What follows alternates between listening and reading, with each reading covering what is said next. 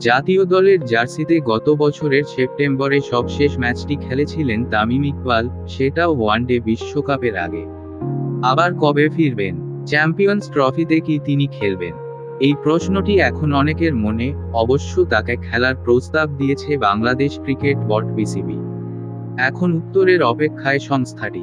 আগামী বছরের ফেব্রুয়ারিতে অনুষ্ঠিত হবে চ্যাম্পিয়ন্স ট্রফির নবম আসর। গুঞ্জন আছে ওই টুর্নামেন্ট দিয়েই ফের জাতীয় দলে ফিরতে পারেন তামিম। বিসিবিও তাকে খেলার প্রস্তাব দিয়েছে। এখন তামিমের সিদ্ধান্ত জানার অপেক্ষায় তারা। ক্রিকেট অপারেশনস কমিটির চেয়ারম্যান জালাল ইউনুস 25শে জুলাই বৃহস্পতিবার গণমাধ্যমের মুখোমুখি হয়ে বলেন, তার উত্তরের অপেক্ষায় আছি। আমরা আগেই তাকে প্রস্তাব দিয়েছি, মাননীয় বোর্ড সভাপতির সাথে আলাপ আলোচনা করবে বলে জানিয়েছে তামিম। তামিম ওই জায়গাটা আমাদের জানাতে পারলে খুব ভালো হয়। গত বছর ওয়ানডে বিশ্বকাপে খেলার কথা ছিল তামিমের, কিন্তু ফিটনেস জনিত কারণে শেষ মুহূর্তে তাকে ছাড়াই দল ঘোষণা করে বিসিবি। অধিনায়ক হন সাকিব আল হাসান। ঘটনার ধারাবাহিকতায় বেশ বিতর্ক তৈরি হয়। তামিম ইকবাল ও সাকিব আল হাসানের মধ্যকার দ্বন্দ্ব চরমে ওঠে।